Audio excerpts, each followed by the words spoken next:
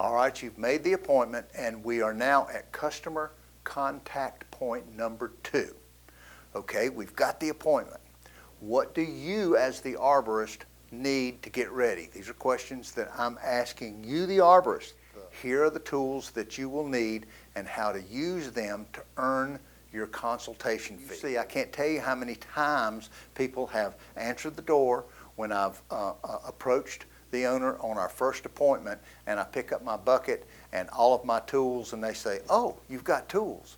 And I said, "Yes, ma'am, this is exactly what we need to analyze all of the problems that we're going to look at." Your level 3 hazard assessment comes into play here with the root collar excavation. Now let me explain why, because this has become a big time source of revenue for our company. I'm going to do a complete demonstration and an action of what a root collar excavation looks like, the most important part of the process. But here during your initial inspection, you don't have to have an air tool with an air compressor and all of the necessary hardware that it takes to complete the action. You just need to look down and see that there are no anchor roots exposed for a visual inspection. The root flare, the root collar, where the stem turns into the roots, where you have the anchor roots that flare out to anchor it. Here in our ANSI standards, there are references in 1, 2, 3, 4, 5, 6 of these manuals make particular reference to the importance of the root collar. And you've got to emphasize that with what we refer to as a situational awareness. You're looking around, you're looking at the problem tree that the customer has, and you notice that there are other trees that look the same way, such as cracks in the bark and bleeding spots and foliage that is discolored, branches over the roof. They're all in ANSI standards, but we're going to download a PDF questionnaire that you can use to guide where you just check these things off. Now, based upon what we find, it is now time to establish a scope of work.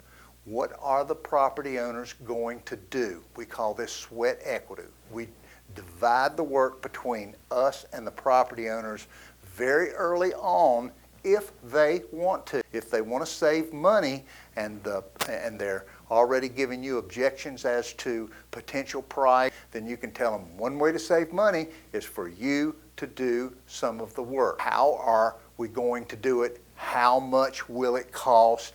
What are we going to do? What are you going to do? And we begin to, once again, cooperatively create the plan. Now, this is a real good point where in the conversation with your property owner, you ask them a question. And here's how it goes. In your mind, Mr. Property Owner, let's imagine that this area, a year from now, what will have to happen to make you happy? What will satisfy you that you've gotten your money's worth from our services? And we want you to wait and listen to a complete answer. Be quiet, listen, prompt them for additional information, and the more you can get them to talk, the more you can get them involved, the more likely it is that you're both going to work together to get this job. Now, our success as arborist on site with a property owner is measured in terms of ecosystem services provided. This is the type of services that we preserve and protect, such as shade, privacy, erosion control, topsoil formation, natural areas, vigorous growth, the health of grass areas, the health of the critical root zones underneath the trees, clean air, noise control, insect and disease control, safe, comfortable outdoor living spaces, beauty, improved neighborhood status and property values, improved status for you as one of the neighbors that make the neighborhood look great, that upgrade the quality of life and support for ownership and lifestyles. Now, there's one subject I'll need to draw particular attention to for you arborists. When you're on site, we tag and flag all of the subject trees that we are examining. As a result, we get the property owner's permission to take a small piece of ribbon and we staple it to the bottom of the tree, or we use a metal tag with a nail and we tap it in there and tell them that none of this is permanent, it can be taken off, but this is basically for your benefit so that you can complete the inspection, make your notes, make a count, and during this time you're having more conversation with ownership, reference design intent. What do they want? What sort of deficiencies are the most important for them to do? And once again, point out the necessity for uncovering all of the covered and smothered root collars that you're going to see in virtually every designed ecosystem that you walk into.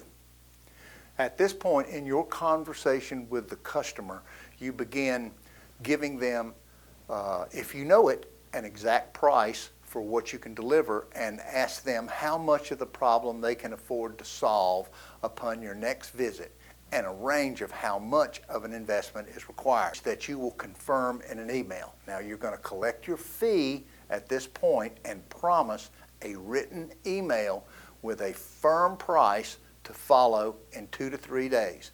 When would the property owners want the work done?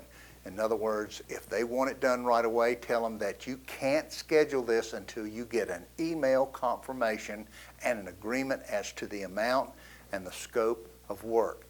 And so now we're going to give you a walkthrough demo of what this might look like.